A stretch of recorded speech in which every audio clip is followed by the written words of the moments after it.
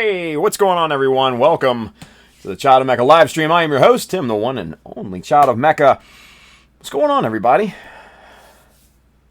Now, if you watched the early stream today, I faked y'all out.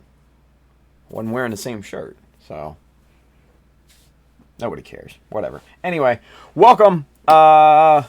It's Wednesday evening, and we're going to jump back onto this GBWC build and get some work done. Now, before we continue, yeah, look at that.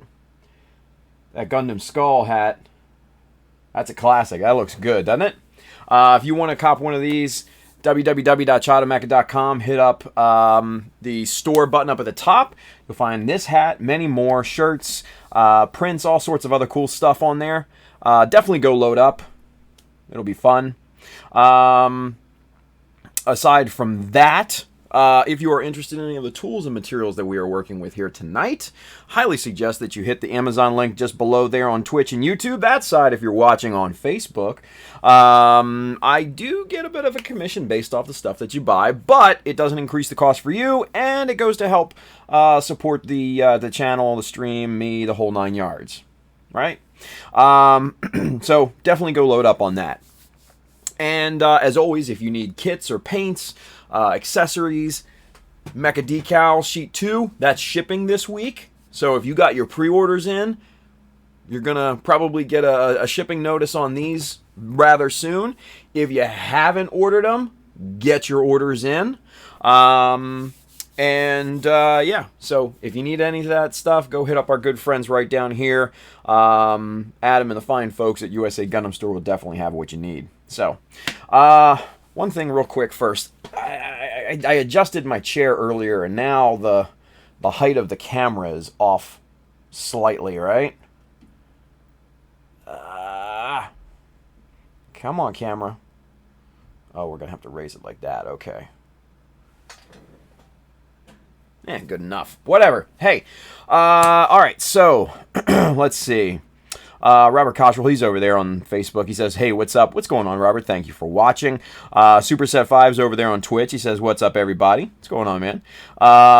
Donnie Baxter, Mr. Art Inc. by DB. He's over there on Facebook as well. He says, good evening, Mr. Mecha. Good evening, Donnie. Thank you for watching. And then you got all the usual suspects on the YouTubes. And that's cool. So we'll go with that. Hell yeah. All right. So let's rock and roll this thing. Yeah? Yeah. So let's not make this a bloody stream like it was earlier. If you missed the early live stream today, Chris Pabs has transferred his curse for injury onto me. So I suffered two minor injuries, accidents, whatever.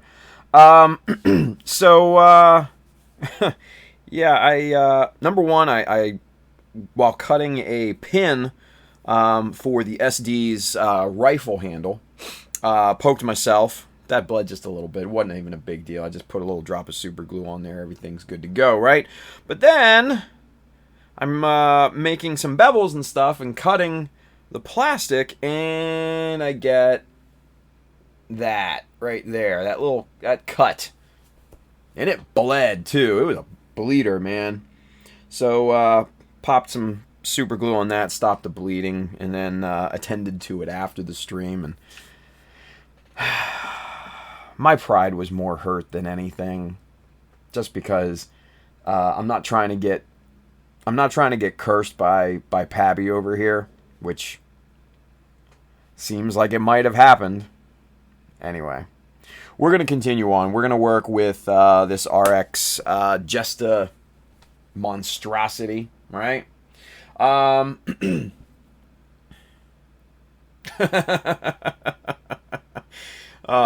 Julius, come on now. He says, Tim, you're looking a little pale. You must have lost a lot of blood. Just saying. Nah, I'm good. Anyway, alright, so off with the hat. let's get to work, shall we? Let's adjust the shirt. There we are. We're in good. All right, camera 2. Here we go. Now, if what? Oh, Stream Deck, you're killing me. Stream Deck always dies on me, but at least it didn't die, and it just died again. And it's back up again. There we go. All right, so if you notice any difference here, I went ahead and put the 24-105 lens back on this camera.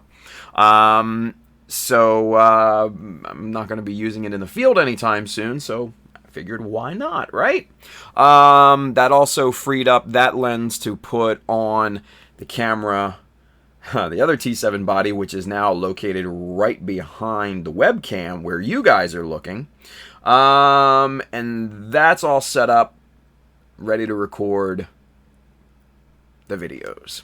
So hopefully I'll get to work on recording stuff tomorrow. Got my mic all set up, everything like that. Lighting is ready to rock. The camera is ready to rock. So basically, it's going to be the same the same angle as you guys are used to. As you guys are used to seeing me now, right? Maybe a little bit of wider angle, but at least it won't be like a shock to the system, right? It'll be something comfortable for people. So, yeah, that's what we're gonna be doing probably tomorrow. Anyway, here we go. William Wilms over there on YouTube, he says, if you aren't donating blood to your model, then can you really ever call it done? Yes. Yes, you can. Chris Pab says, Tim, what would be another good angle if top-down isn't an option? I think somebody's running into problems with their fancy schmancy YouTube setup, kids. Ranger Chris is on here. He says, so has Tim cut himself yet? Thankfully, no. I got all 10 fingers still here. Yeah. Okay, so Chris, another option for instead of top down, you can do kind of like an over the shoulder angle, right? So if you set up a tripod or something like that, or you get kind of like one of those flexible arms, not the stupid octopod things, but actually like a tension arm, you know, from like Manfrotto or Neewer or somebody like that. I've got like 5 of them, and they're amazing. I've got 1, 2, 3, 4, one out in the office. Yeah, 5 of them in varying sizes, right? You can literally position it right on your desk. You can clamp it. It's got like a C clamp, and it twists down. So I don't know the proper name of it, but you can clamp it right on the end of your desk, and you can mount the camera on that, and you can kind of get all sorts of, you know, funky angles onto the desk or onto your work area or whatever. So that would be another option. And then, like I said, if you got a tripod, you can set it up over your shoulder and kind of do a shoulder, kind of over the shoulder style angle.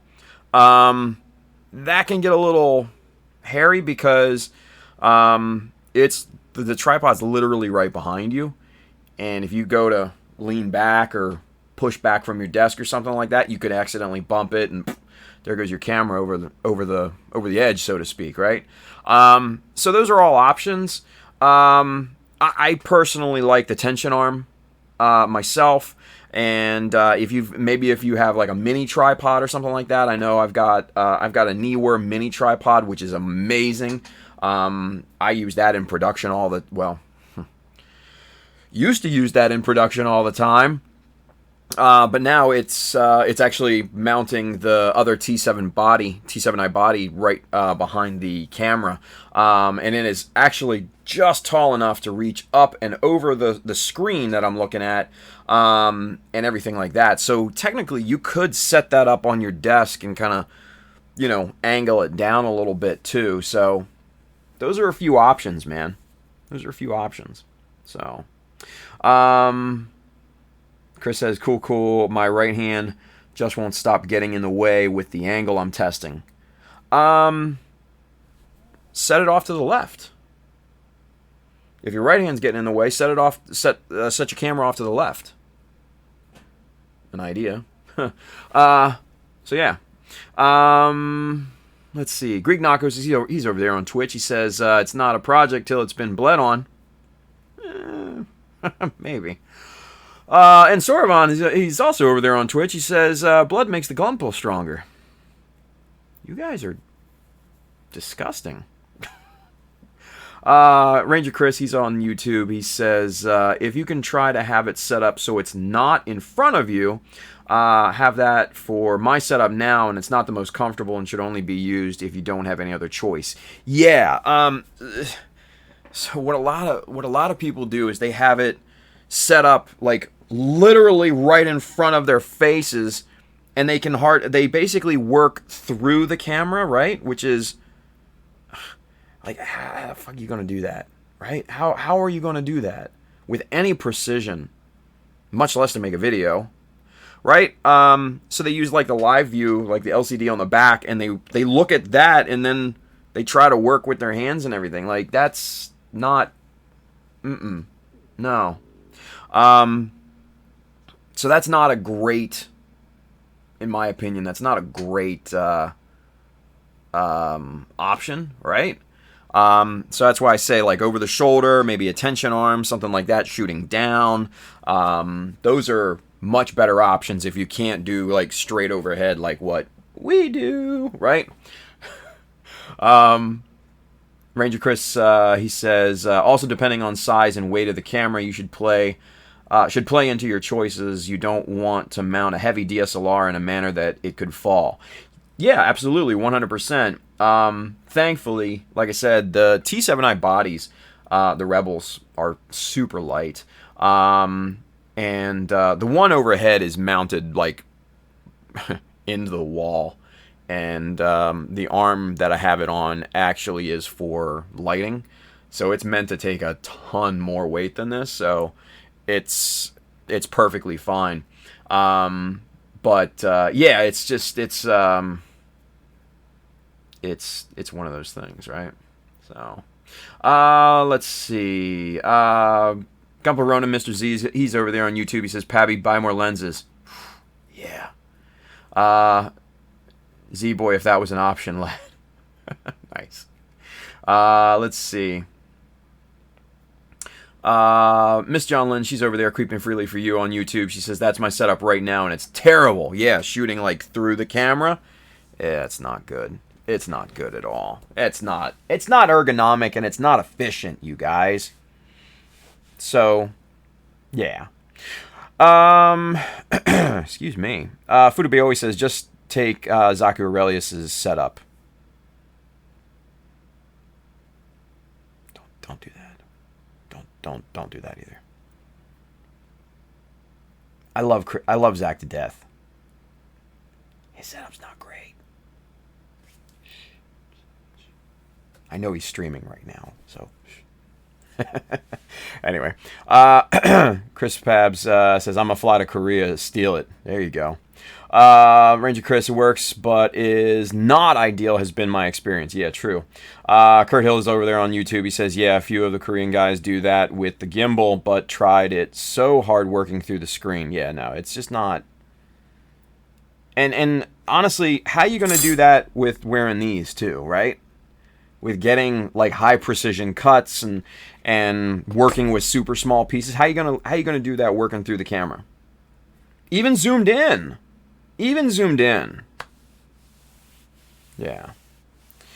Chris Pab says, so that's the wall arm in your referral link. Yes, dude.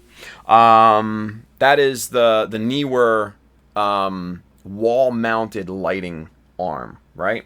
And I've got it set up, screwed into studs, the whole 9 yards, so it's not going anywhere. And it just is extended down to the perfect angle and height over my desk. I have no obstructions or anything. The camera's up high enough so it doesn't get into the way of the second camera. Man, it's just, yeah, it's a great setup. I highly recommend that wall-mounted arm. Highly recommend it. Probably one of the best things I bought for this live streaming. Because if you guys remember, like way back in the day, I had a freaking tripod sitting on my desk with the camera pointing down, and I had to work like this. It was bad. It was really bad. But then this is a super elegant solution to that. So yeah, it works really well. Really well. Let's see. Hasaki Art Handren says, hook it up right in front of you on the wall, then face it down on the workbench. Yeah, exactly. And that's kind of how the wall-mounted arm is, because there's literally a wall right here in front of me, and that's where everything is mounted and all that good stuff. So yeah.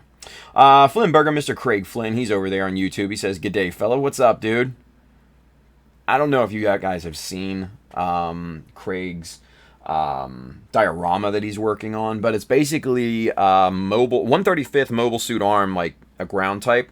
It's from the the Hard Graph series, in kind of like this garage bay with a few workers kind of working on it and maintaining it and stuff like that, and it's just freaking cool. So go check him out on Flynn Berger, at Flynn Berger on Instagram. You will not regret it. Flynn's a good dude, man. He was on with us last Friday on Mechanism, and yeah, love Craig. Gomperona says, move your desk away from the wall, set up the camera there, and use your PC monitor to monitor your video. Yeah, you could do that, yeah.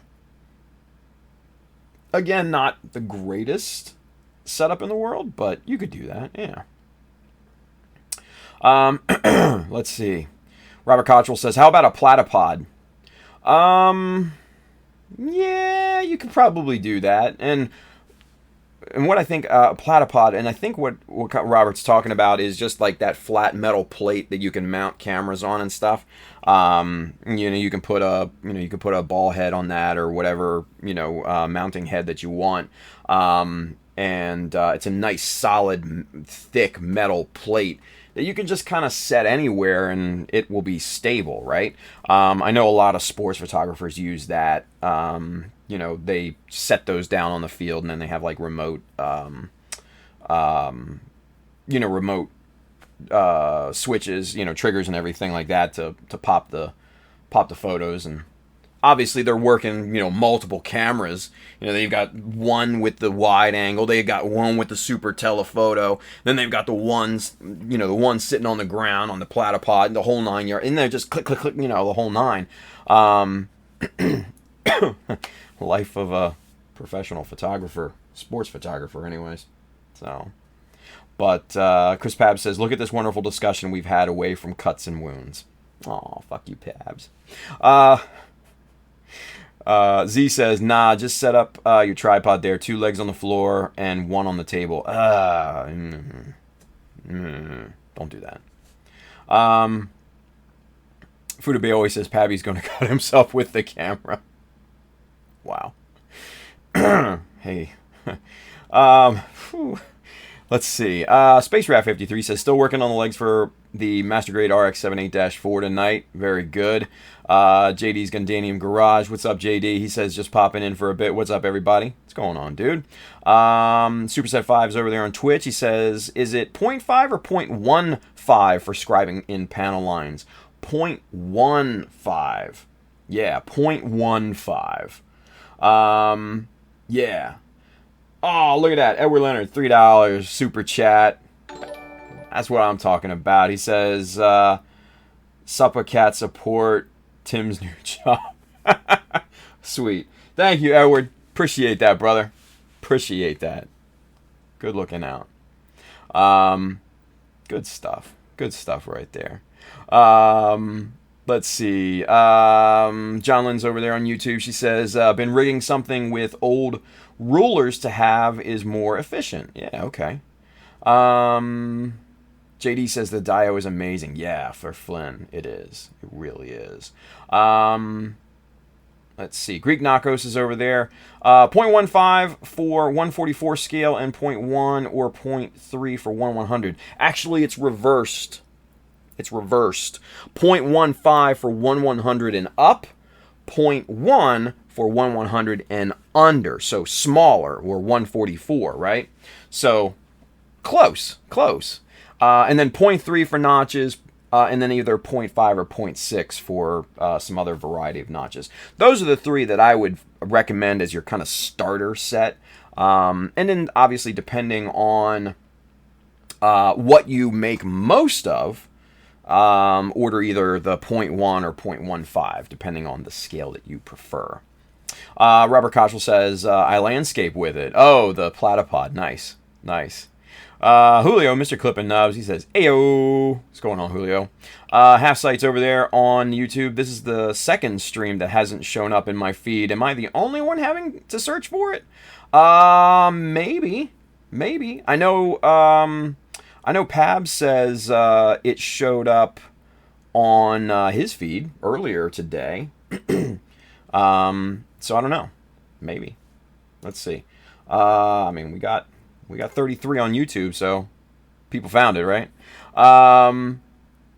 Let's see. Ranger Chris, maybe if the camera is like a GoPro. Maybe. The one problem with GoPros is that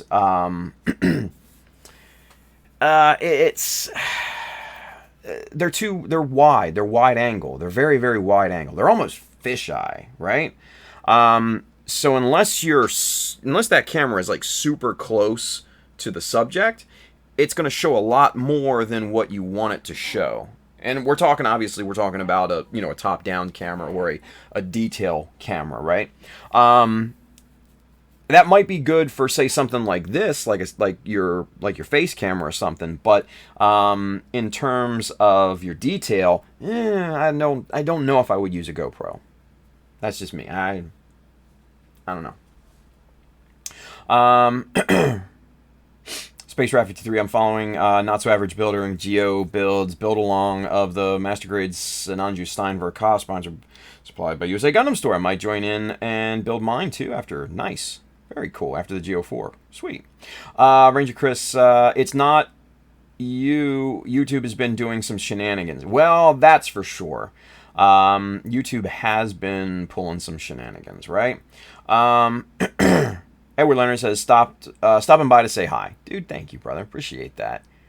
Man, and he left a super chat. That's good looking out. Let's see. Greek Nako says, Guy, yes, forgot the O and the 0.15 for 144. Yeah, well, actually, it's 0.1. Just 0.1. 0.15 is for 1/100 and up. So you got it. You're close. At least that's what I recommend anyways. I don't know. Anyway. JD says, I think Ronan said to unsub, resub, and hit the bell for notifications. Oh, yeah. You know what? I keep forgetting about that. Yeah. So you guys, if you're not, for some reason, getting the notifications or if it's showing up in your feed, yeah. So unsub, resub, hit the bell, and that should kind of refresh everything and get you the notifications, get you the video in your feed and all that good stuff. I don't know. That's what Z was saying, Mr. Gumpel Ronan, and it seemed to work for him, and I think it worked for one other person too. I don't know who else tried it. Let's put it that way. But give it a shot. You never know. Rob Ponte, he's over there on Facebook. Mr. Gundam Taz. What's going on, Robbie? Long time, buddy. He says good day. Let's Let's see. Kenneth Sim says recent live stream not on YouTube top feed. Yeah, it's YouTube, man. And plus, we're in a really tough, type of environment on YouTube right now. Obviously, with all of the, crazy traffic that they're getting and everything. So who knows what could happen? I know there was a news story today about YouTube downscaling their default broadcast to 480p, right? Under normal circumstances, if you didn't set a default resolution, it would basically default to whatever highest resolution it thinks that your computer can handle or your device. Where now it defaults to just 480p, which is standard definition, simply because they need to free up bandwidth and not throttle people, right? So I get it. Doesn't mean you can't watch in 1080p. You just have to set it manually, which is, one of those things. Let's see. Zero Kai, hey Tim, look at your Insta DMs. Oh, will do, man. My Instagram DMs are stupid right now. I have like so many notifications on that. It's just disgusting right now. But I will definitely take a look at it, buddy. Kyle Hammond didn't show in mine. Had to search. Luckily, I had a notification. Hey, there we go. Charles Dodge over there on YouTube says, doing the subscriber reset worked for me. So there you go. All right, cool. Well, that's at least two that we know of 100% that worked. So if you're not seeing it in your feed, if you're not seeing the notification, unsub, resub, hit the bell, and that should hopefully fix it for you. So yeah, there we go. Good stuff. Let's see. JD jumping off. I'll rewatch tomorrow later off. JD, thank you, buddy. Thank you for coming on and hanging out a little bit. Julionius. What's going on, Julio? What's up, everyone? Hope everyone is doing well. Man, you too, buddy. You too. Rob Ponte, he's over there on Facebook. He says, at work. Wah, wah. That sucks. All right, so we're caught up in the chat. We figured out Chris Pab's camera issues. We figured out the subscriber reset thing. We're getting stuff done, even while we're technically not getting stuff done. Oh well. But let's actually get stuff done, shall we? I think we should. All right, so last time we were working on this together, we were working on the good old Jesta arms here, right? And where'd that thing go? I made a scribing jig, and now I can't find the damn thing. Go figure, right? All right, so there's the other arm.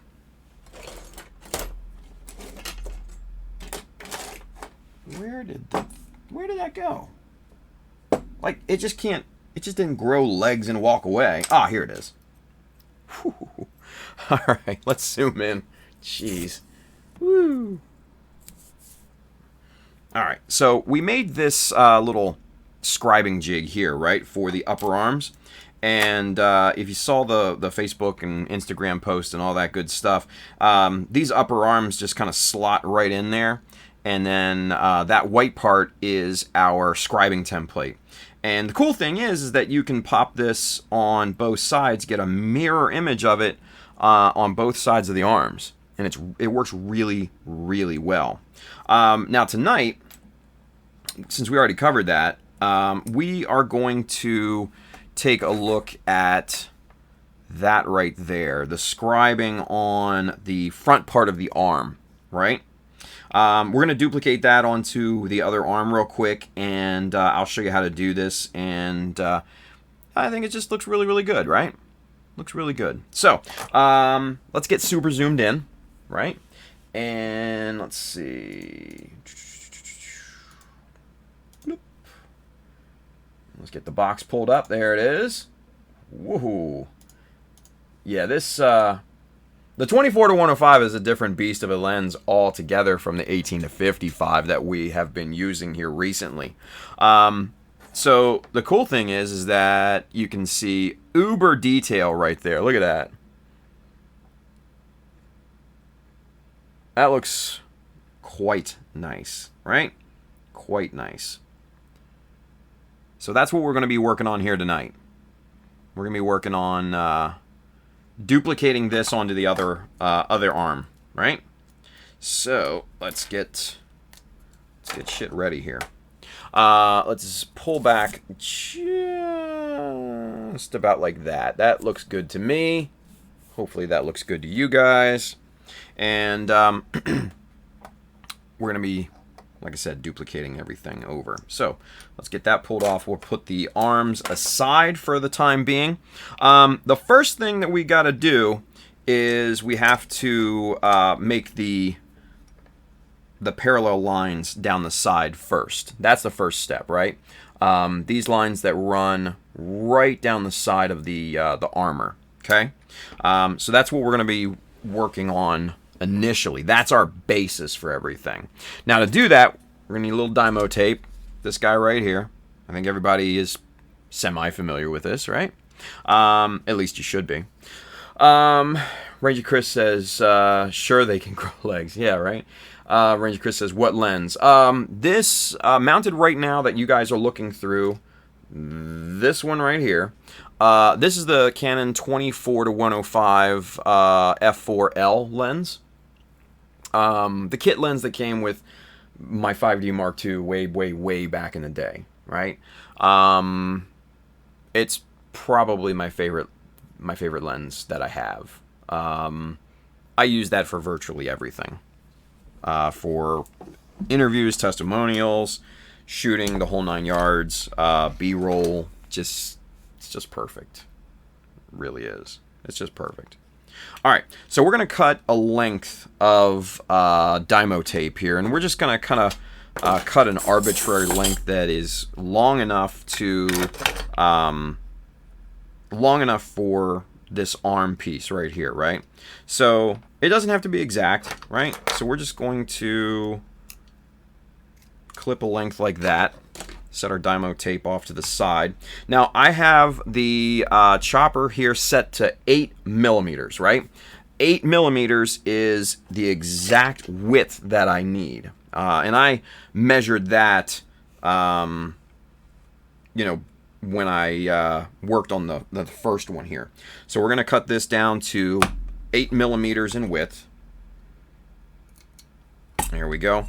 Now save this little guy, because you never know when these are going to come in handy, right? Put those kind of cutoffs of Dymo into like a little box or something like that, like one of these little plastic boxes, right, with the lid and everything. And you just never know when those little pieces are going to come in handy, right? So, yeah. All right, so we got our 8 millimeter length of Dymo tape here. Now, this is going to go right across here, it has an angle break, right? So, since this is such a small surface, the best thing to do is to put a crease in your tape, right? So that will be much easier to bend over that angle break, right? So we will try to get this as straight as possible.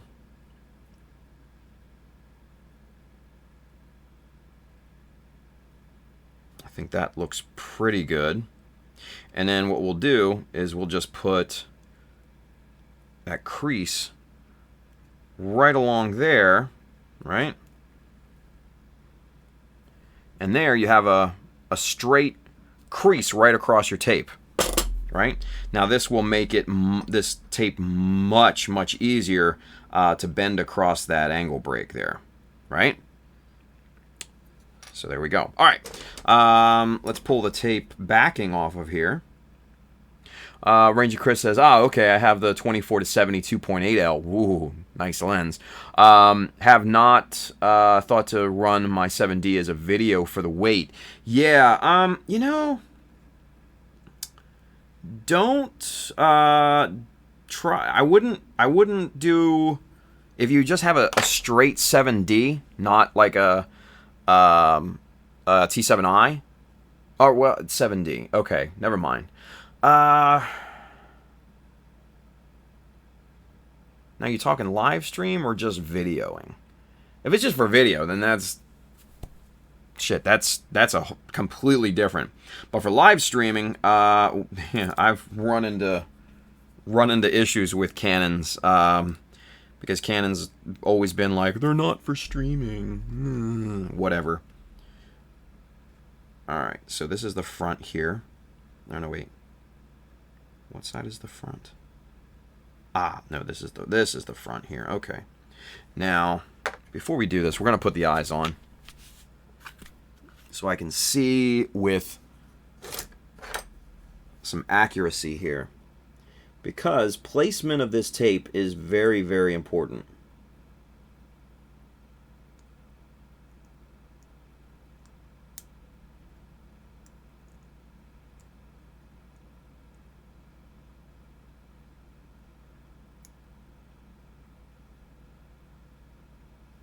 Okay. That's on there. Angle break is over. That doesn't look half bad, but let's be on the safe side. Now, for very, very small tolerances like this, where you want to make sure that it's the same measurement on both sides, what I like to do is use like a piece of styrene, like a little scrap like this, and take measurement that way and just see. Now, down here at the bottom near the tape, this strip should come up right to the bevel of the armor piece. Good to go on that side. Good to go on that side. Now, that's step one. This particular part tapers this way slightly, right? So it tapers up the piece. So we need to make sure that that is the same as well, and it's not, okay? So let's reposition there. Good. Much better. Much, much better. All right, let's check the bottom one more time before we go scribing into this, and that looks nice and straight on there. Excellent. That's what we want. That's what we want. Ranger Chris says live stream using older GoPro right now. Yeah. So the biggest thing with Canon cameras is that they have the auto off feature, right? Now, you can turn the auto off feature, you can disable it, right? But, like I have run into here recently, the T7i that I have running right now is much different from, say, the T7 that was its predecessor. That would not stay on past half hour, 35 minutes, because it would auto shut off because the sensor was getting warm. Now, obviously, that's a safety feature. It saves the sensor, but I've been shooting DSLR video for years, and I've never had a sensor burn up on me from overheating. And I've shot hours of footage at a time, right? Now, obviously, you know, there are 30-minute, well, no, on the 5D Mark II, it's a 12-minute clip length. On the T7i, it's a 30-minute clip length. But I've shot clips back to back to back to back to back. And I've never had an issue of with the sensor or anything, right? Now, this is the weird thing, right? So I've got my original T7i. This is the one right here. This is the original T7i. I bought here recently another T7i body off eBay. It was used. Same model, same everything, but it wouldn't stay on like this one does past the 30 or 35 minute, which is weird, right? You would think same camera model, same manufacturer, same everything, in the same exact setup and configuration would act the same, right? But they don't. So that's the weird thing, right? This one here has no problem staying on for hours, literally hours. I've had this thing in live view mode today since we went on at 3 this afternoon, right?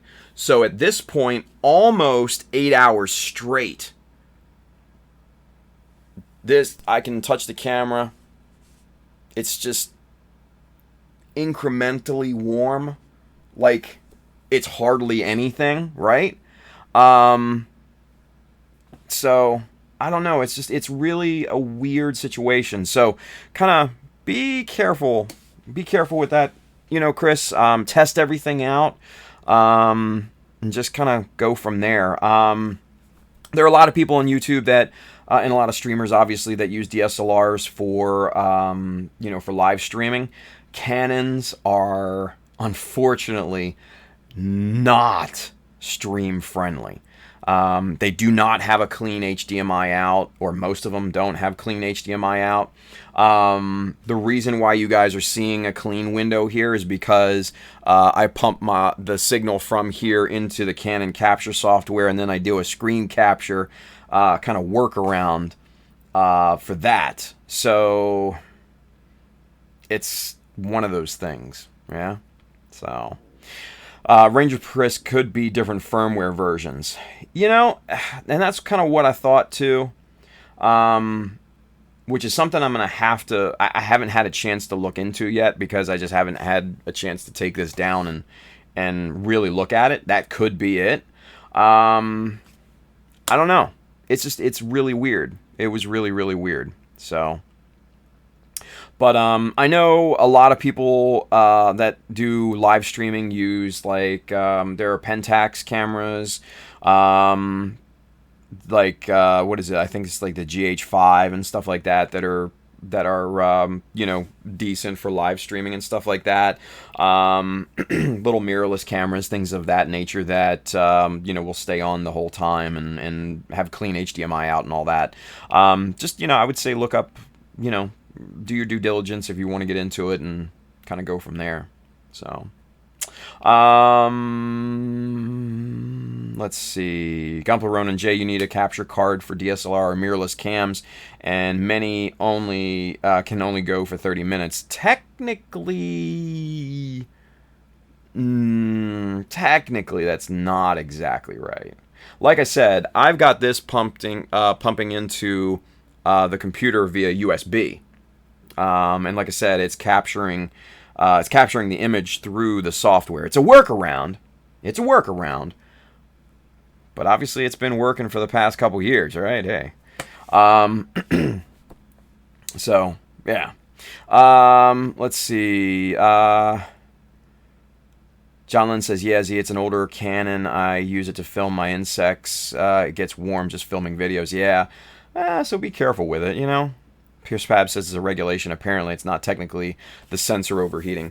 I've read that on different sites, and I've seen that, and they say it's a regulation because it's not a video camera; it's a stills camera. I'm like, whatever, man. I don't care. I just want to shoot some video with it because it shoots amazing video. I'm not gonna lie. The T7i has some can get some beautiful footage with the right glass on it, of course. Ruslan Mr. Bill says you can jailbreak the camera to go past the time limit. It's pretty common. Yeah, with the, what's it called? Magic Lantern. I'm not super comfortable with that. I don't know. Maybe with the eBay one, but not the OG.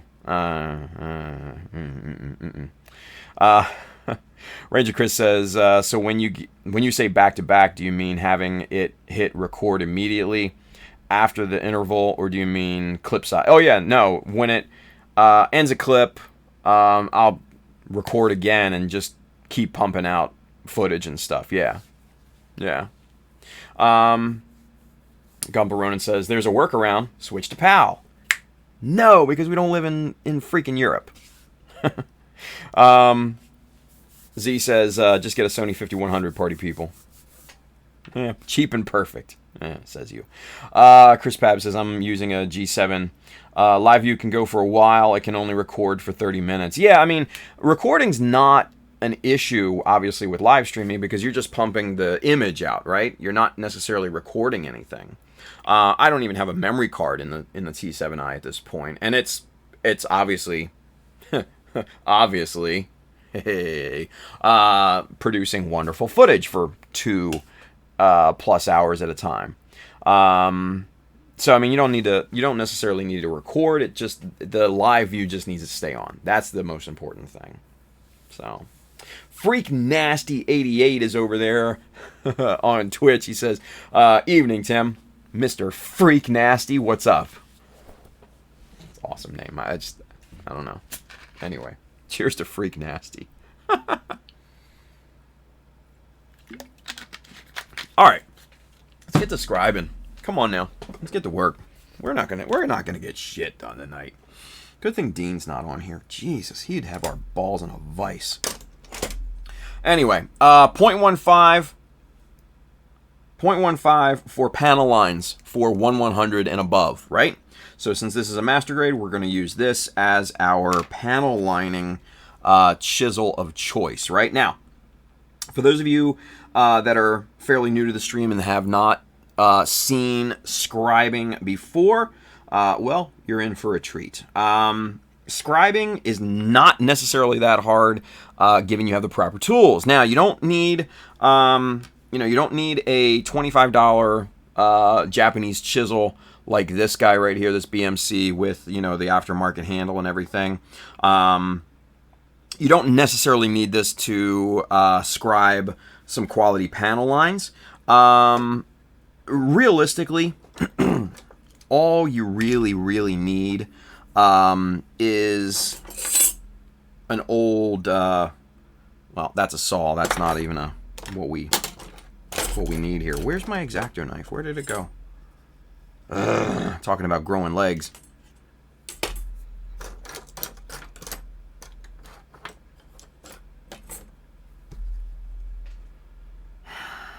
Incredible. Anyway, think of this. Think of this Olfa as an X-Acto knife, right? And you can use the Olfa blades too. All you really need to do is snip the tip, just the very tip of this, and then turn it over, and then there's your chisel, right? Now, mind you, use an old blade. Don't use a brand new one.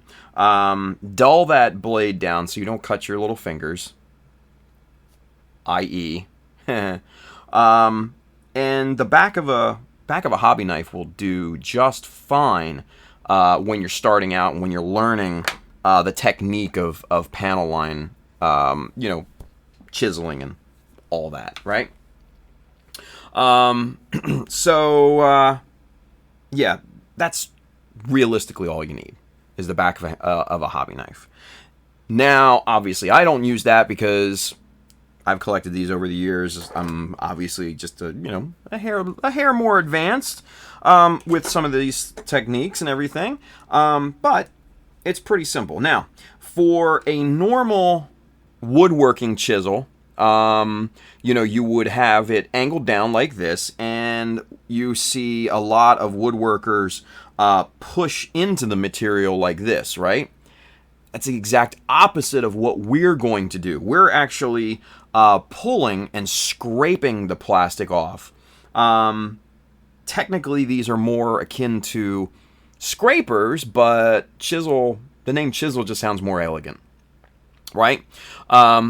So that's essentially what we're doing now. You want to use the Dymo tape, obviously, as your guide and everything, right? And we're just going to what they call pull a line, right? Because we're pulling the chisel across the plastic. And we're not using a ton of pressure. We're just letting the chisel do the work for us, right? And you see these little pigtails of material come up.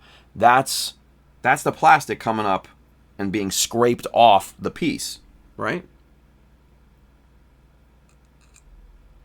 And just let your chisel ride right up against the side of the Dymo tape. That's all you got to do.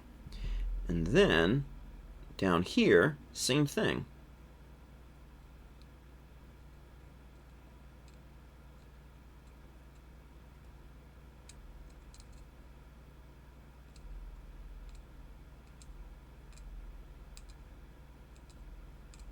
Now, a lot of people have asked me, do you count the number of passes that you make for any given line? The answer that I give is no. No, I do not. It's always kind of, it's always by feel, right? At least for me. And it's always by sight, and I always eyeball it. The reason why I don't count the passes is because the amount of pressure that you put into each pass can vary. So you could potentially get the same amount of material removed in one pass as you do in 2 or 3, depending on the level of pressure that you apply. So counting your passes doesn't really make much sense. Fair? I think so. So I personally think it's completely useless to count the number of passes, right? If you have good consistent pressure and you eyeball it and you can feel, and you can visually see how deep your panel lines are. And if they're the same, if they're symmetrical and they look good, then there you go. Obviously you don't want to go too deep, maybe 1/4 millimeter, 1/3 of a millimeter tops into the material, because this stuff is only usually about 1 millimeter in thickness. So you don't want to go down, to 1/2 millimeter and risk the structural integrity of the plastic, right? So you just want to make some surface details. That's it. That's what we're doing here. Then the panel lining fluid that we apply later on in the process takes care of the rest, right? It'll create those shadows and it'll look like those panels are separated, and then that will form the illusion of separate panels, right? Yeah. Drew Ermac over on YouTube. He says, "Hey, I asked that one time. The passes thing. Haha, hey." For real? That's awesome. No, and honestly, Drew, you're not the first one. A lot of people ask me that. So it's just like, don't bother with counting the passes. You'll feel it and then you'll see it. And if they're the same, then you're good to go. It's not rocket science. It's not rocket science. So there you go. Anyway, all right, let's continue on here, right? So we are obviously connecting this line down here with the panel brake to the main line that we're carving in, right? And that panel line there, that's done. That's connected. It's even. The depth is nice. Everything looks really, really good for that. Now, we switch this over. We spin this around. And just because I'm a right-handy, I'm going to start down here with a smaller surface. Just because that's what's comfortable for me.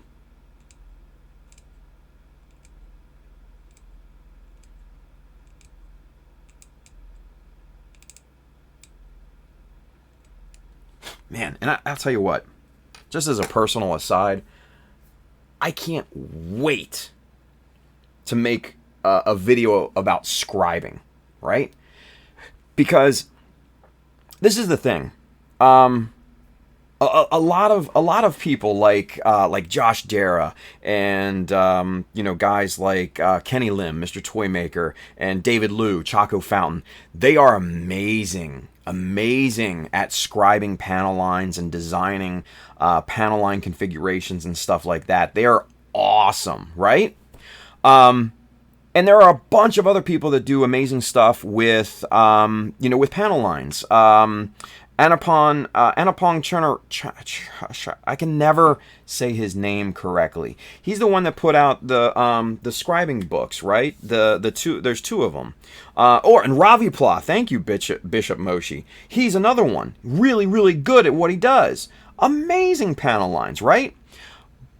But there's not a lot of tutorials out there that actually show you the technique and that actually kind of get into the small idiosyncrasies of it, right? Like ramping. No one ever explains that. Or like hand position. If you're righty, maybe you go around a piece clockwise or counterclockwise, right? But if you're lefty, it's the exact opposite. And that's based on comfort, right? These types of things, I can't wait. I can't wait to put on video and just be like, hey, go look at that video. Go watch it. Right? It's going to be great. I can't wait for that. But yeah, man, Ravi Pla, Studio Rahito. Oh my God. If you've not subscribed to Studio Rahito on Instagram or Twitter, yeah, some amazing scribing. Mind you, not my aesthetic, but just the technique and craftsmanship alone, out of this world. Absolutely out of this world. Hell yeah. Let's see. Ruslam, Mr. Bill, he has a question. We have a question. He says, Tim, can you tell Sam L the website for Mr. Dash? He isn't happy with the BMC handles, and I know some rave about the Mr. Dash ones. Yeah, what's Kevin's website? I think it's Studio Dash. Let's see. Studio Dash. Here it is. Yes. Okay. Studio. Okay, so it's shop.studio-net. I'll put it in the thingies here for you. Boop and bang. It's coming everywhere, you guys. So hope you guys enjoy that. But yeah, Kevin is another one who's just awesome at panel lining. Kevin's a friend and competitor, and I love that. Good dude, man. Good dude. And he sells a lot of MadWorks products and stuff like that on there. So yeah, shop.studio-net is his online shop. Go buy his book. His book is awesome. I'm telling you right now. Go buy his book. Well worth it. Well worth it. Yeah. Chris Pab says, you turn the piece, not the chisel. That's what I meant. Shut up. Get out of here. Let's see. Handren says it is a shame Joshua doesn't pump out work like he used to. I think he has kind of lost interest in the hobby. Josh is just kind of doing his thing. Josh is Josh. He's a freewheeling, just a free soul, man. You can't like put Josh in a category, or he's kind of like a square peg in a round hole. You just can't do it. He just does his own thing, man. So it's, yeah, I would love to see more of his work, but man, we're lucky we got what we got, right? So John Lynn says, I've learned more about scribing here than most videos. Hey, thank you, John Lynn. Appreciate that. Brandon says, Kyle, Alpha knife handles for MadWorks up to 0.5. And he says Lowe's sells Alpha art knife handles for $5.99 each. Yeah, and what he's talking about are these guys right here. These are the same thing as the Tamiya art knives, right?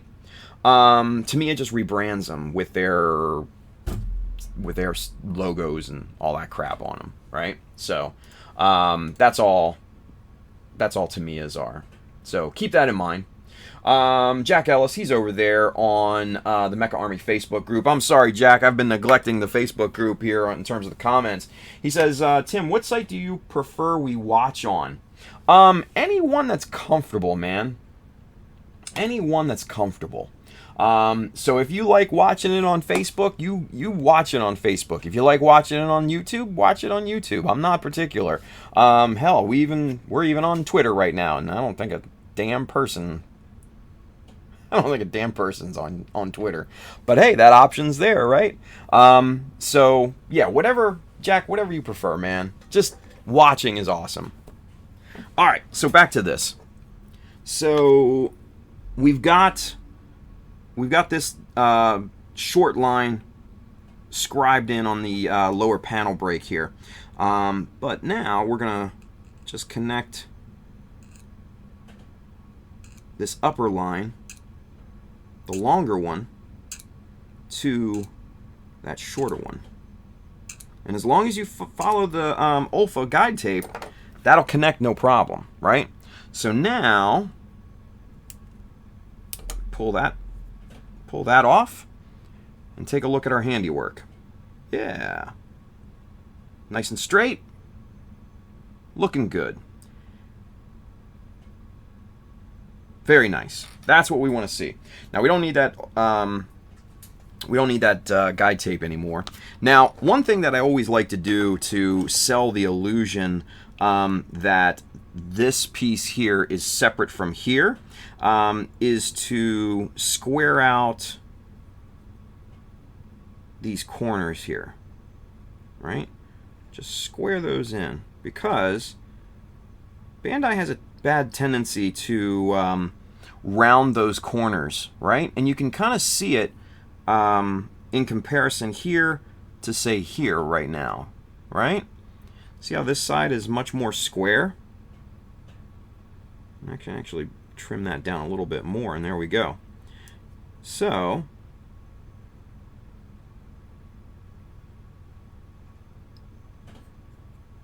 trim that back, square that off, and now that gives a better illusion once this is all done that it is a separate panel from the sides here, right? So keep that in mind.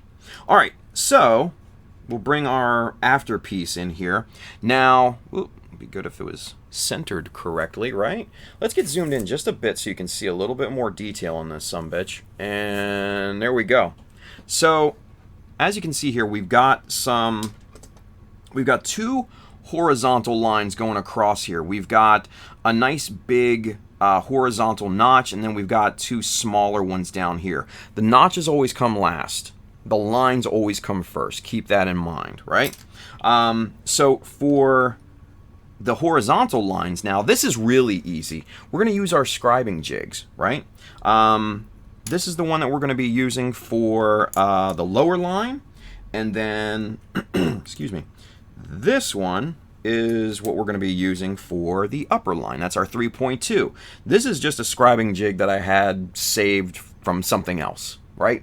And it just came in handy. So that's what we're going to be using for both of these. Now, we start from this top here because this is flat, right? We can register off of this or get, registration, right?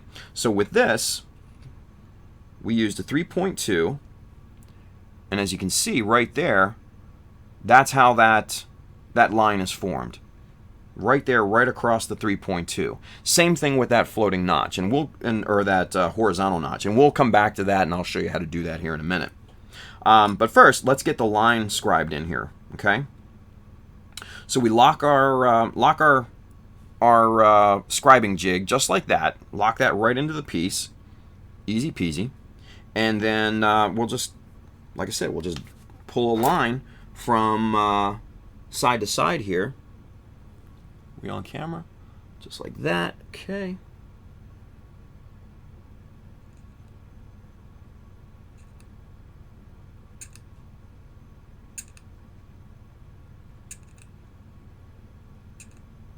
just like that.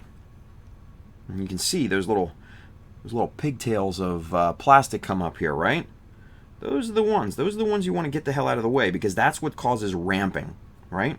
Now, if you've not heard me talk about ramping before, it is the buildup of material inside of your panel line, mostly those little pigtail pieces of plastic. And what they will do is they will cause a ramp to form, basically, right? And as your chisel comes across that line and scrapes more, if it's built up enough and it's solid enough, what it'll happen is that chisel will ride right up that ramp of material and right out of your line and scratch the surface.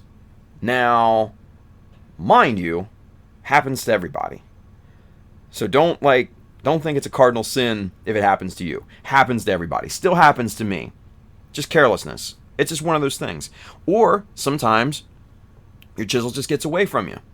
It happens. That's why we have super glue to fix our mistakes, right? So there we go. All right, so now what we're going to do is we're going to come back into here and we're going to just kind of get this panel line finalized on screen. There we go.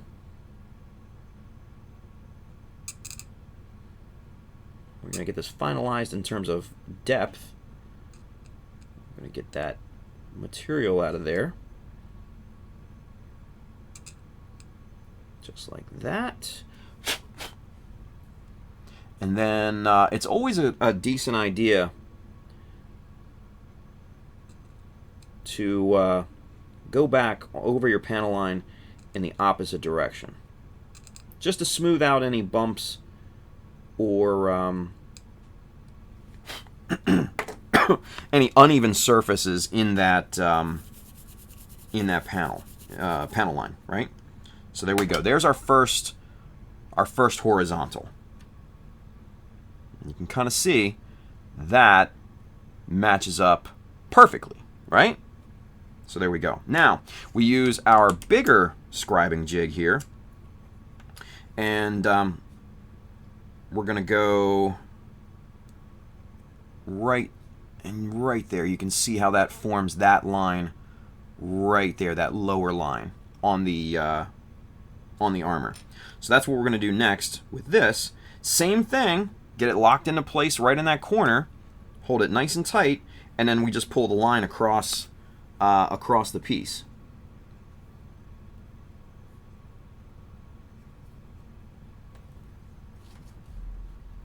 There we go.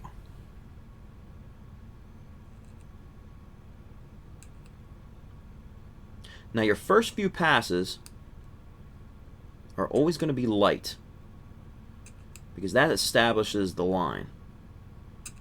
After that, you want to start gradually applying more and more and more pressure, right? Clear that debris out of there.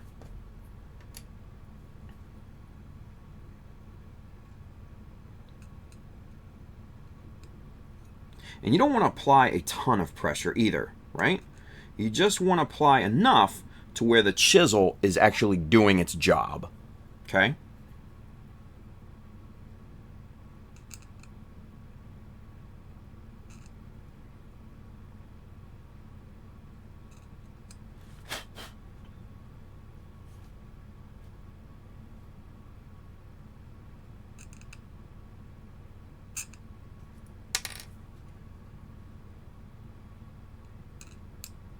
Right.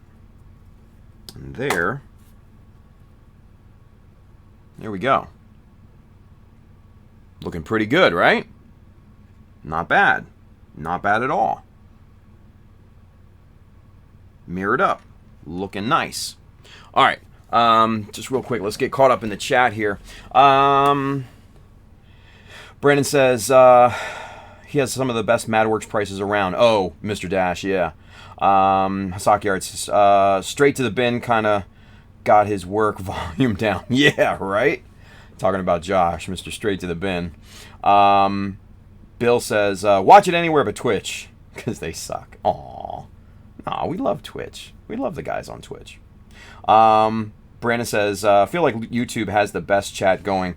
So that might determine if people want to switch over between other platforms. That is true. There's a lot more people on watching on YouTube, and the chat is a much higher level on YouTube than any place else. But some don't like the amount of chat. Some just like kind of just watching, right? And I get that. It's whatever anybody wants. John Lynn says, how do you prevent ramping? And Brandon says, got to clean out the built-up material. Yes. Easy answer. Just clear that material out, either with your finger, the chisel, old toothbrush, what have you. Just get it out of there, and that will prevent that from happening. Brandon says, using a magnifier to be able to better see the lines helps with seeing the buildup. Absolutely. Yes. Optivisor. Team Optivisor for days. Hasaki Art, Mr. Handren says, magnifiers need to be used almost all the time, in my opinion. I agree. I mean, whenever I sit down to the bench and work, and it's, not on stream or anything, these go on almost instantly. It's kind of like a second part of me, honestly. So, one of those things.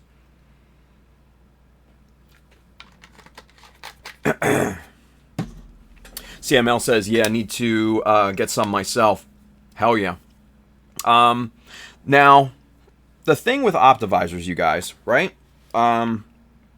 This Optivisor, an Optivisor is actually a name brand, right?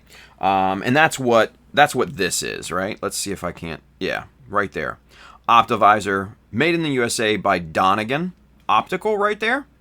That's the company that makes the Optivisor and then came up with the Optivisor. Now, Optivisors, the real deal, are pricey. Let's not beat around the bush. There are obviously other ones that are, knockoffs or copies or what have you, whatever you want to call it. But they're still really good. Still really good. You can get, different magnifying plates, different levels of magnification in the whole 9 yards. So keep that in mind when you go looking for them. I've got several in the Amazon link just below to choose from. I've actually got the Optivisor that I bought in there. I think it's like $45 though, right? You can get less expensive ones that probably do just as good. So keep that in mind. And the ones that are like glasses that have the big like thing on the front and everything, they're okay.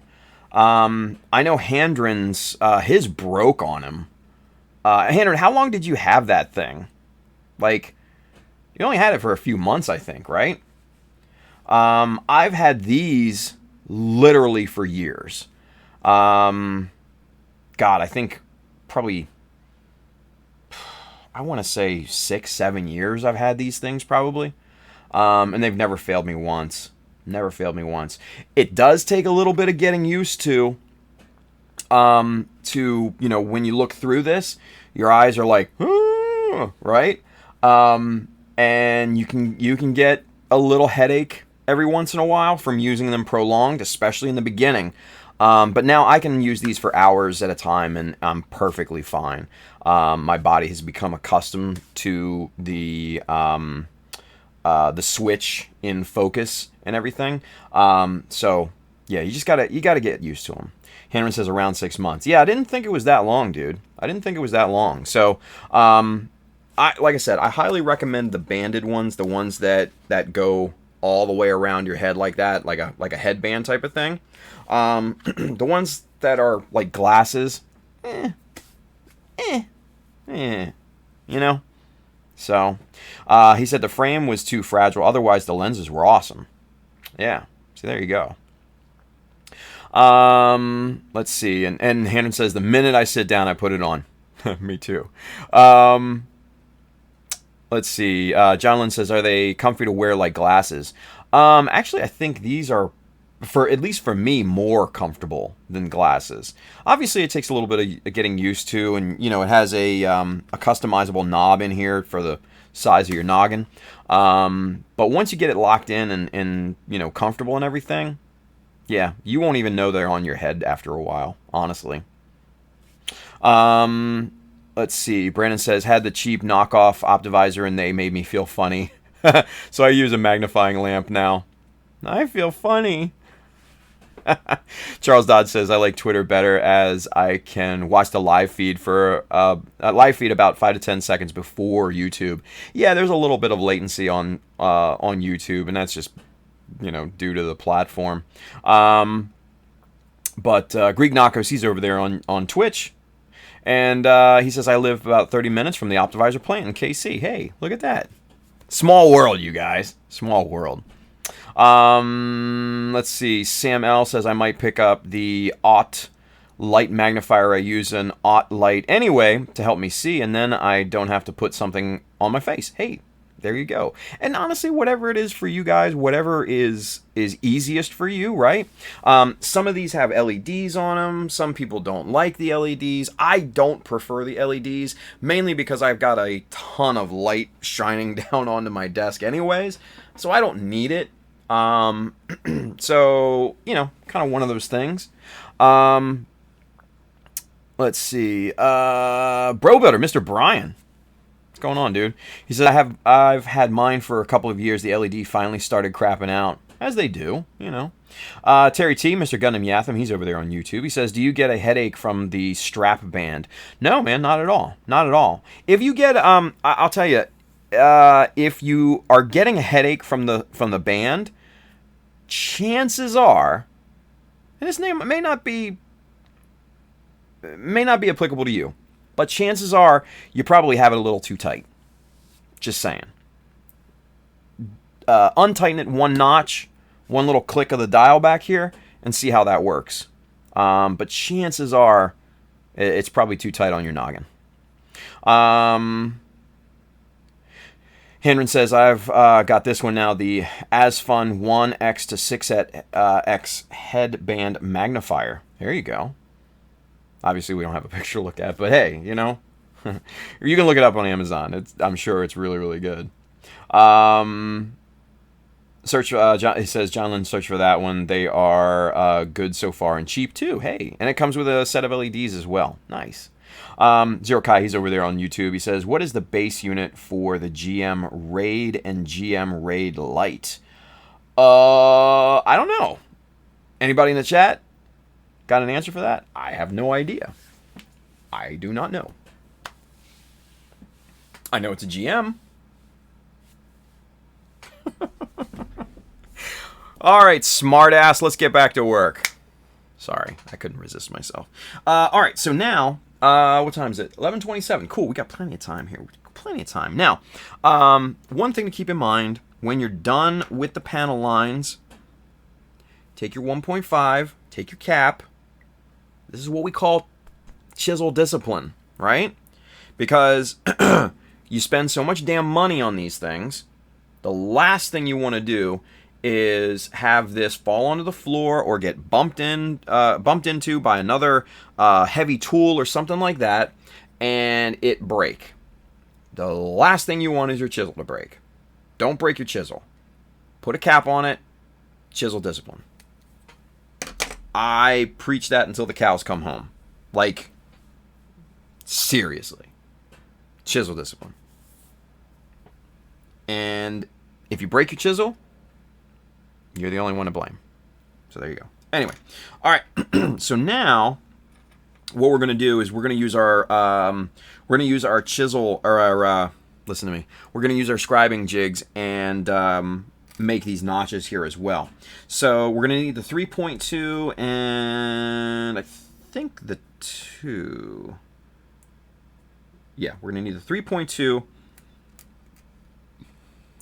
and a 2 millimeter. Now, obviously the 2 on the 2 millimeter has worn off, but this is a 2 millimeter scribing jig there. Now, first one we're going to use is a 2 millimeter. And to show you how we use this, we've used this to make the two little notches right down there, right? So we'll put this right off to the side like this. And right there, lock that into place, and there's your way to scribe that notch in, right? Spin this around, and there it is, right like that. And then you spin this around to the other side. Do the same thing on this side, and then you have two perfectly symmetrical notches, right? Easy peasy. Now, for these little notches down at the bottom, those are going to be 0.3. This little guy right here, 0.3. That's what we make the little teeny tiny like micro notches, right? After that, we're going to use a 0.6, and I like to keep it kind of in scale like that. 0.15, double that, 0.3, double that, 0.6. You get the trend, right? I just like the way that whole setup looked, that symmetry of it all. That cohesiveness of different widths and stuff like that. I just personally like that. That's just me. You can do whatever you want, but that's what I do. All right, so let's start on this side here first. And we're going to get this, whoa, we're going to get this locked in here. Come on. Jesus, it wants to travel on me. All right, so there you can kind of see how that's locked into place, right? And then we're going to take our 0.3, and we're just going to very, very carefully scribe in these little notches, right? And we're only going down about 1.5 millimeters or so.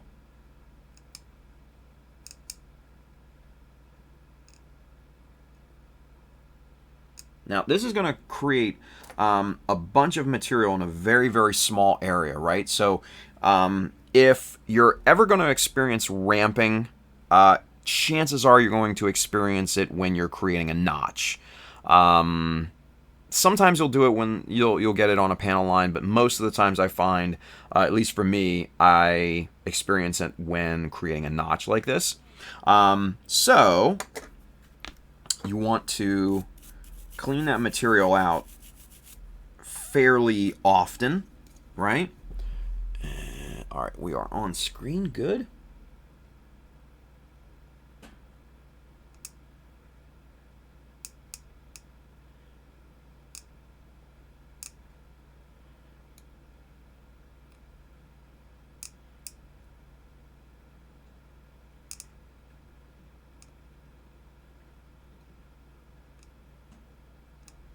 Now, the trick with notches is to get them to the approximate depth of the panel line that they are corresponding to, right? So I want this notch to be the same depth as this panel line. Same for this one over here. This horizontal notch that we'll do, I want that to be the same depth as this upper panel line.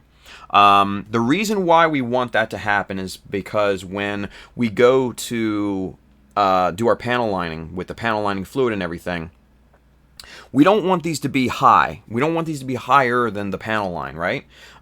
We want these to be the exact same depth, or at least close to it. Because if they're high, that panel lining fluid will flow out of those notches and they'll be bare and look terrible. If they're low, it will collect and pool in those notches and potentially cause a problem, and then your panel lines won't be as dark, right? So if we are able to get them at really, really closely kind of the same depth, then we don't really have to worry about that pooling and you know, that those issues. Okay. So what we'll do is we'll spin this around. Now, since I'm a righty, I'm gonna kind of break one of the rules here. And what I mean, I should probably explain this first of all, is when you're scribing, you always want the chisel to be above your guide, right? You always want the chisel to be above your guide like this, so you can get a clear picture of what you're doing, where it's going, and everything, and so there aren't any shadows obstructing your view. If you turn it around like this, you see how you have that hard shadow? Well, you may not be able to, but there's a hard, dark shadow right under here, casting down from the light, right? You want to try to avoid that. So that's why I always say, have the guide, this right here, above the chisel. I'm going to break this rule, mainly, like I said, mainly because I'm a righty. So I'm going to come in here, make this notch, break my own rule, but I'll show you why here in a second, okay? So right about there, and yeah, see right there, you can actually see that, how harsh that shadow is there, and that's where our notch is going to be, right? So that's the thing. That's why we want to always have, or at least usually always have, the guide under the chisel.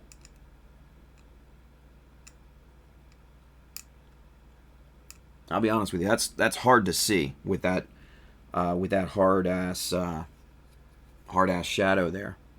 But we got the form, and then we can take that off, and now we can just kind of chisel to depth. On camera, there we go.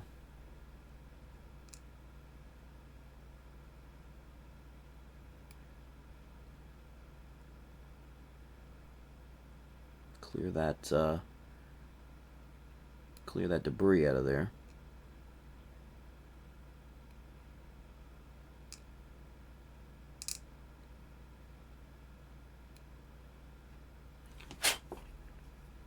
Okay. So now what we're going to do is we're going to go back over this with our 0.15, our panel lines, and just get that material right out of there. Just like that.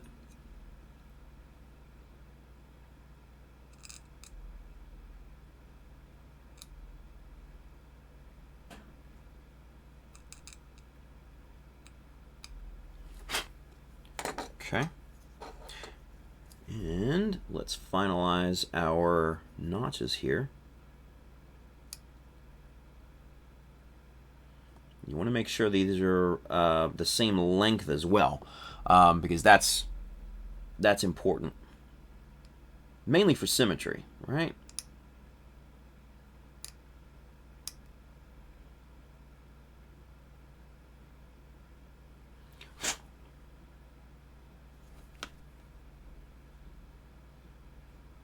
Yeah, that looks pretty good. I dig that. Hell yeah. You know what? Now that I look at it, this one over on this side is still a little shorter. Let's lengthen that just a bit, shall we?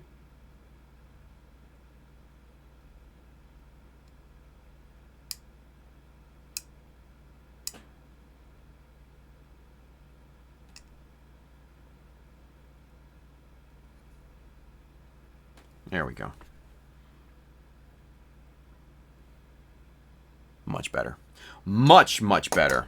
All right. All right, so we'll do one last clean out of this panel line here with our 0.15.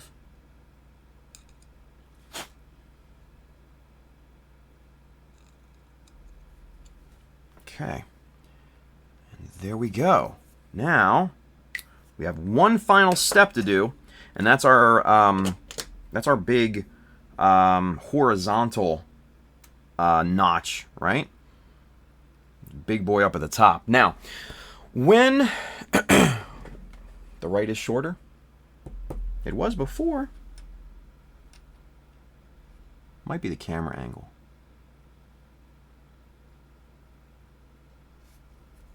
Ah! Almost dropped it.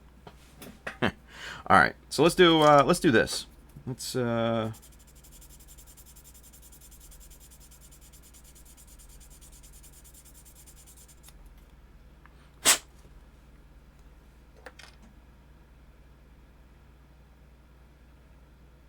You know, the right one may be still incrementally shorter, especially at 5x. But I'll be honest with you, I'm not gonna worry about it at this point, because to the naked eye, you have to keep in mind how small these are, right? These are millimeters here, right? So this overall piece is just about 11 millimeters wide. So I'm not gonna. It probably is, Handren. I'm not gonna.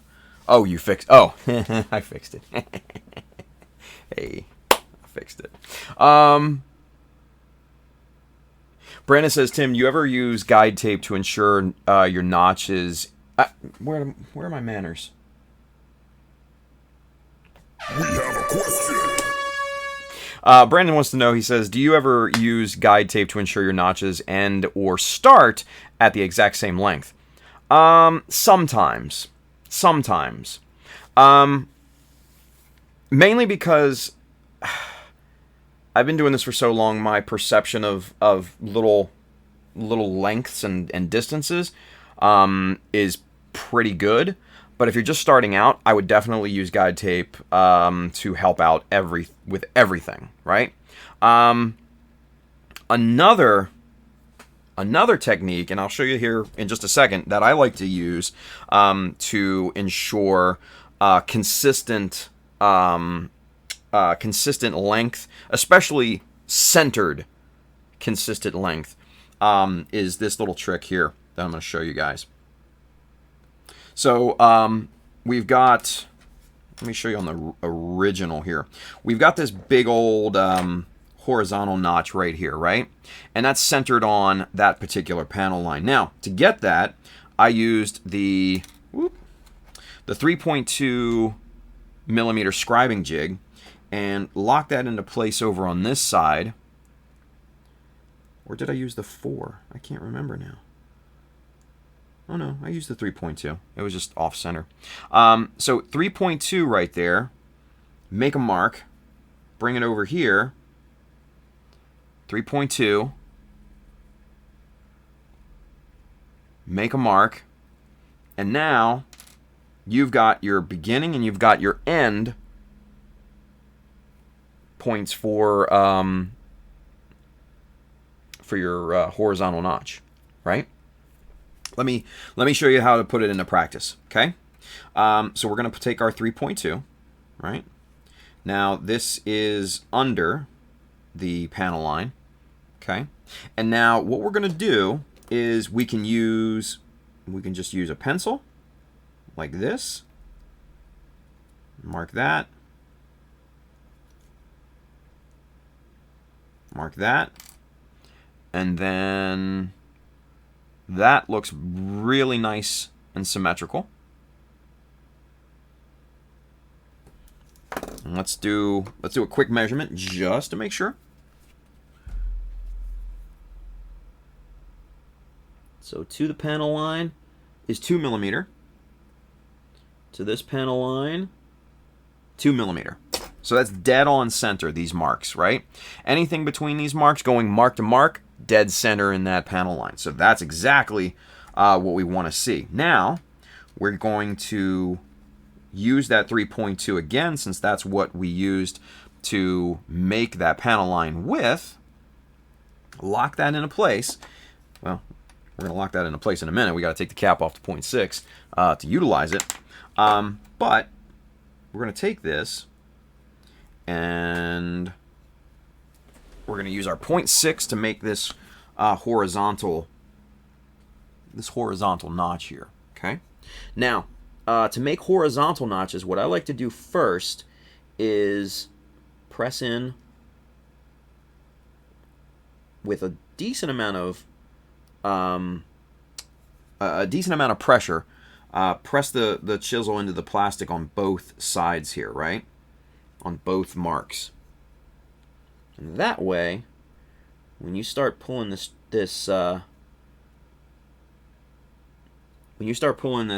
notch, you have a hard start and ending point. Okay. So now, since this is a thicker kind of notch, we're going to go super, super light these first couple of passes, right? And you can kind of see, boom, right there. It locks into that little mark that we made, right? Locks right into it. And it won't go any further with that very, very slight pressure that we're applying. Light pressure, go slow. That's the name of the game. Especially with a wider chisel like this and a horizontal notch where your I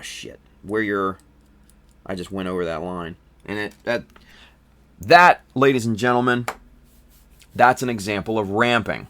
Now, luckily, luckily I wasn't putting a ton of pressure on this thing, so it didn't mar up the surface that badly. And we can actually sand that down, and you'll never see that, right? So, but that right there, that shows you how the chisel can ramp right out of the line, even for the best of us, right?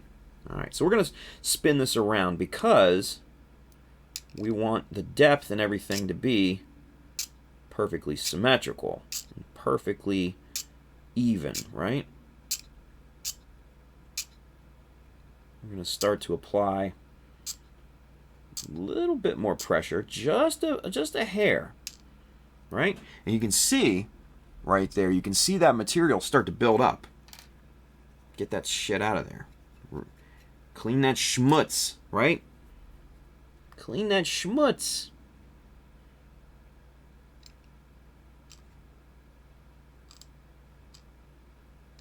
Once we've got the shape of this thing, then obviously we can remove the scribing jig.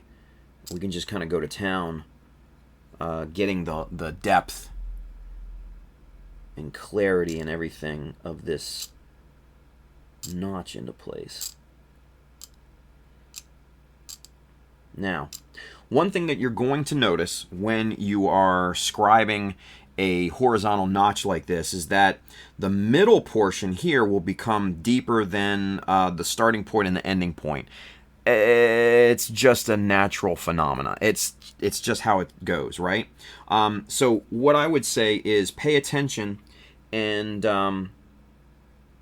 pay attention to your start points and really kind of work that small area right there with your chisel to get it to the same depth, the same consistent depth as everything.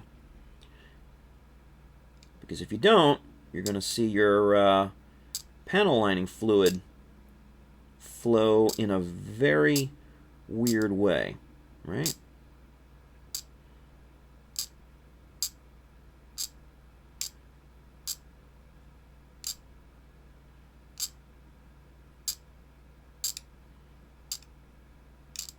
Okay.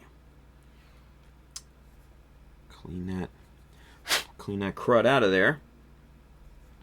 And we're almost done with this because this is looking pretty good. We've got a nice consistent depth most of the way across. And we'll just do some light passes, just basically some smoothing passes, right?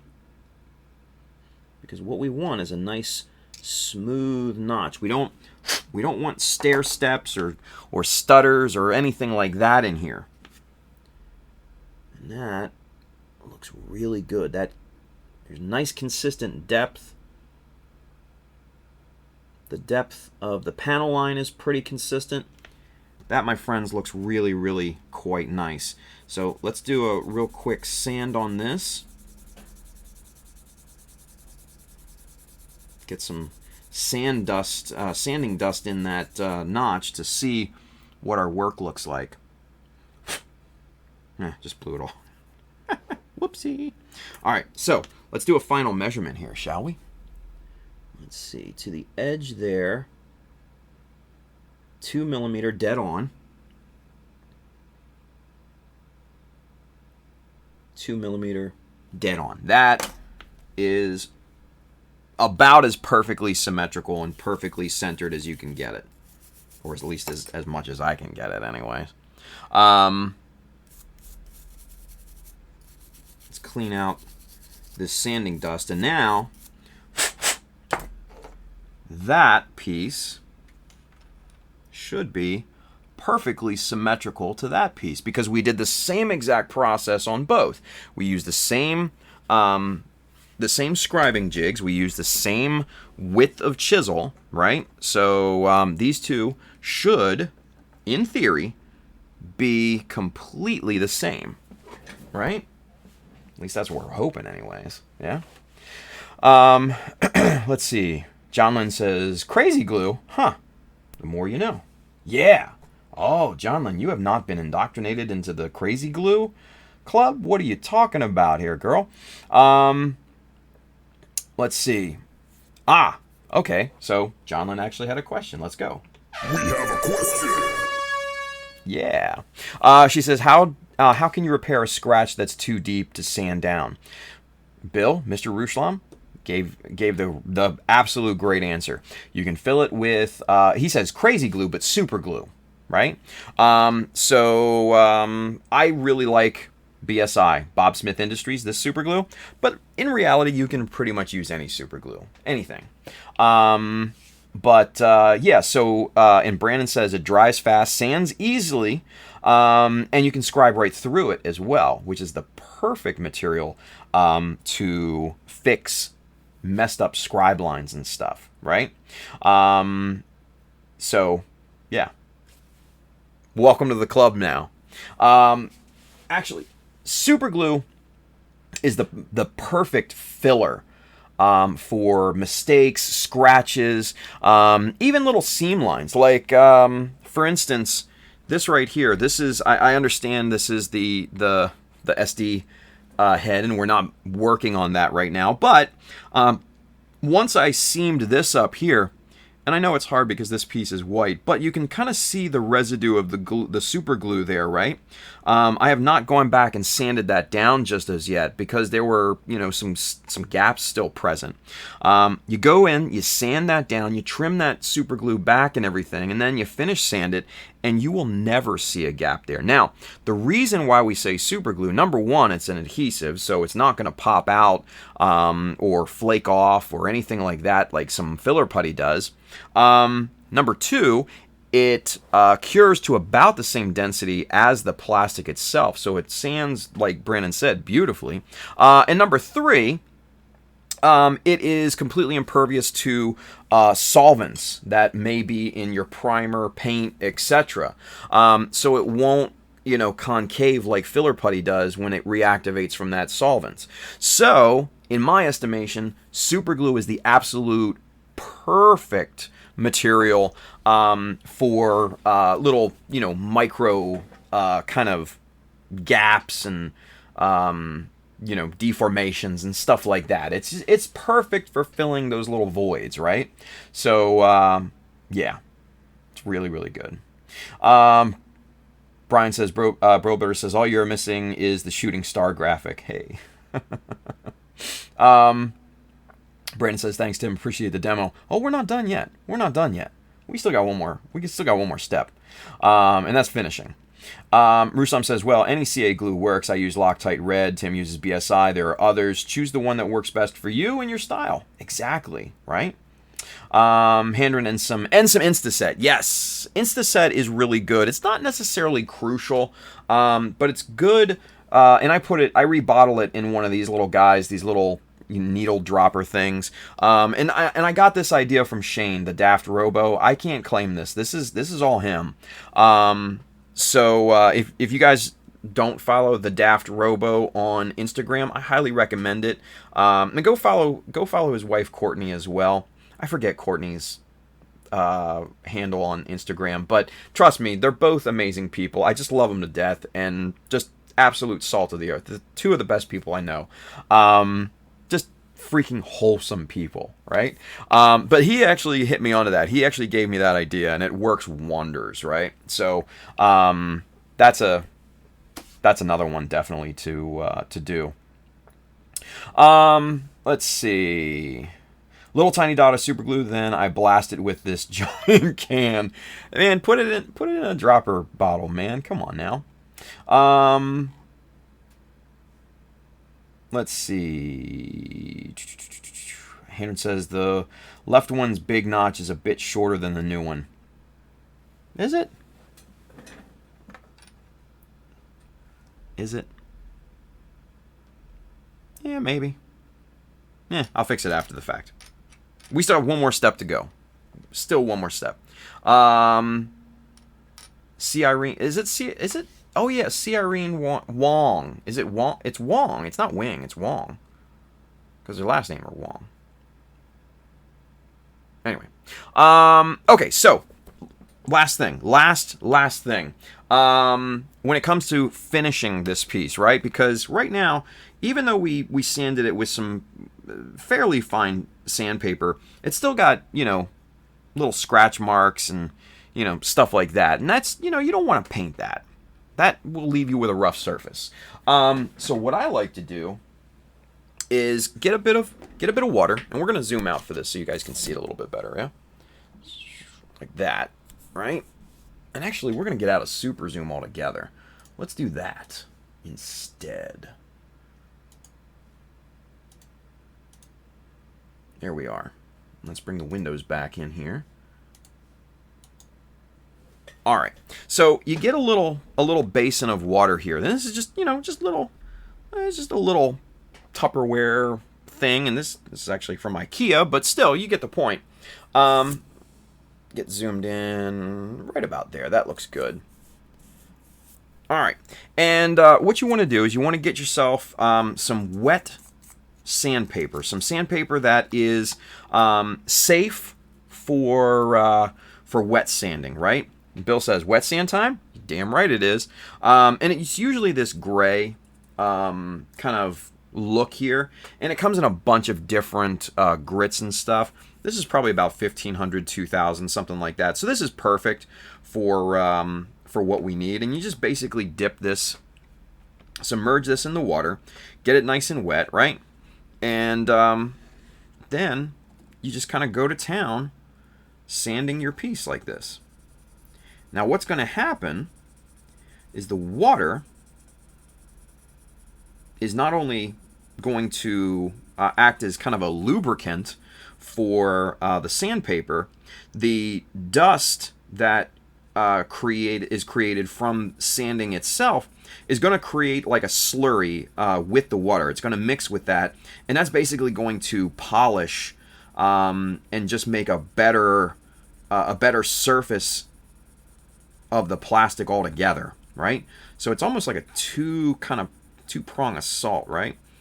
We're just sanding in, all different directions here. And that's looking pretty good, and we'll sand the short surface right here. And that's looking pretty nice. Now, we can dry this off, and I'll show you kind of how the difference between this, right?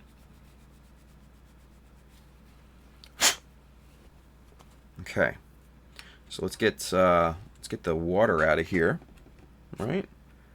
Get that put off to the side. Get our wet sandpaper off to the side. Now, let's get you zoomed in, super duper, right, like that. And you know what? Let's let's go super zoom again, because I really want you guys to see the difference in texture on this, right? Because it's a huge difference. Now we're zoomed in all the way, and obviously you guys can see, and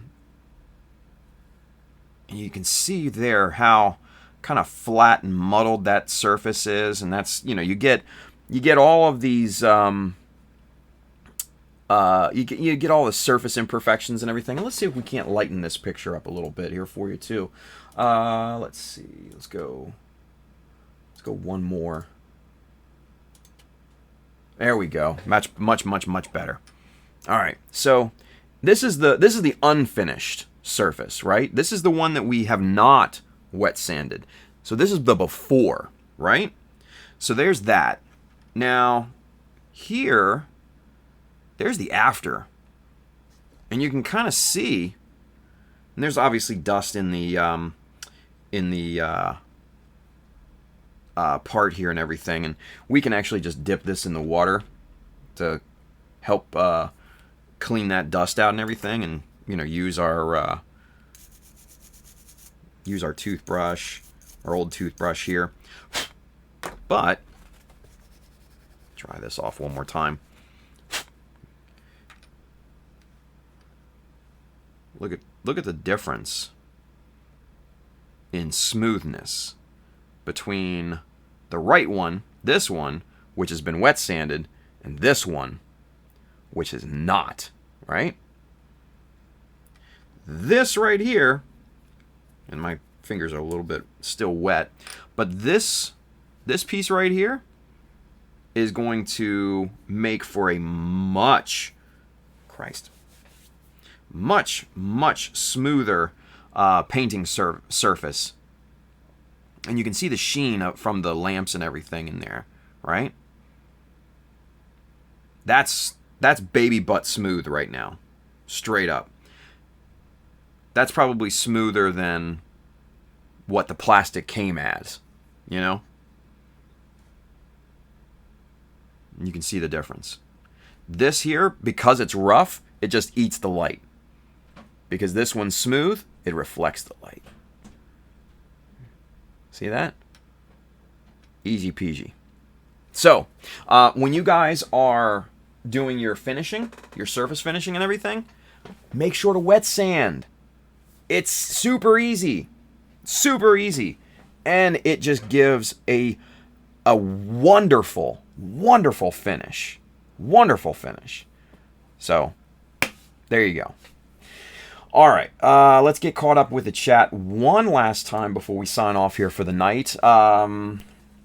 Let's see. Sam L says, you called it. John Lynn says, oh, snazzy. Sam L has a question. We have a question. He says, I'm assuming micro mesh pads would work just as well for this, especially their medium grit. Maybe. I've never used micro mesh pads, honestly.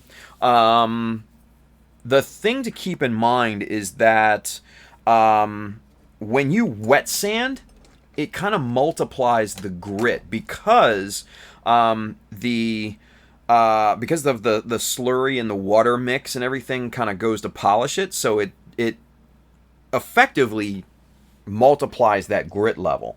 So, say for instance you use a wet sand 400. Well, when you compare a wet sand 400 finish to a dry sand 400 finish, that wet sand is going to look more like an 800 or 1,000 grit in comparison, right? So kind of apples and oranges, really. Me personally, I like wet sanding because it keeps the dust down, obviously. It polishes the surface really nicely. It gets it super, super nice and smooth. So me personally, I'm all about wet sanding. That's just me. And it also clears off any surface contaminants as well. So, food for thought. Ruslam says wet sandpaper he is using is between 1,000 and 2,000 grit. Wet sanding is really for fine, so avoid rougher grit. Yeah, I mean, mind you can use 400 wet grit, and it'll still give you a pretty decent surface. I've done that in the past. Just saying. Yeah. Julius Dembski Sarge is over there on YouTube. He says tonight's stream was perfect timing. I'm just about to do some scribing on my master grade RX-78 Origin kit. Nice. I like that kit a lot. I sold mine to Mikkel, but what are you going to do? Sam L says micro mesh starts at like 600 and it gets closer to 1,000 for the normal sandpaper grits. You could try it. I honestly, I just like sanding. I like wet sanding. That's just my thing. Muslim says I wouldn't waste it on a medium grit, only the finest of grits for wet sanding. I mean, depends on what you want to do. Yeah. Sam L says 1,500 is the lowest grit, so their medium is like 3,600. Yeah. Brandon says, freaking A, just found out my textbook for my last class is $178 for a 35-page packet my professor's department put together. Yeah, you can wet sand that right out of existence. Jesus, that's robbery. Yeah, Brandon, I agree with you. He says robbery, I tell you. True that. John Lynn says, thanks for all the Q&A. Appreciate it. Absolutely. 100%, John Lynn. 100%. So, all right, you guys. So, with that being said, let's go camera one. There we are. And let's get this guy back in here so y'all can relish in the amazingness of the Gundam skull. Look at that. I love wearing this thing. This is my favorite hat by far. By far. Not, mind you, I love my Mech Army hat. But this one? Come on, man. That's just awesome. That's just awesome. I love it. Anyway, if you want to get one of these awesome Gundam Skull hats, go hit up www.childofmecha.com. Hit the store button up at the top. You'll find this hat, many more, shirts, prints, all sorts of other cool stuff in there. So go load up on that. If you are interested in any of the tools and materials that we worked with here tonight, the Bob Smith Industries super glue, the the Dymo guide tape, the other stuff. There's an Amazon link below here on Twitch and YouTube, that side if you're watching on Facebook. Mind you, I do get a bit of a commission based off the stuff that you buy, but it doesn't increase the cost for you, and it goes to help support me and the channel. So go in and load up on cool stuff, right? And if you are interested in model kits, paints, accessories, all that fun stuff, Mecha Decals, which are shipping this week, hit up our good friend Adam and the fine crew down there at USA Gundam Store. They will definitely have what you need. All right, boys and girls, so I'll be back here tomorrow, 3 p.m. to 5 p.m., and we're going to continue to chug away on this Team SD build-off until May. And then Friday, we're going to do the same thing during the day, but then we're going to come back here Friday night, and we're going to hit up Mechanism, have some fun and shenanigans, maybe some DMC, some deep, meaningful conversation. I wouldn't bank on it, but hey, there's always a chance for that. Yeah, so come on back for that. Come on back tomorrow. Come on back Friday during the day, and we'll just keep rolling. All right, so, kids, have a wonderful rest of your night. Go build something cool. Be safe out there. Wash your damn hands and stay off my lawn.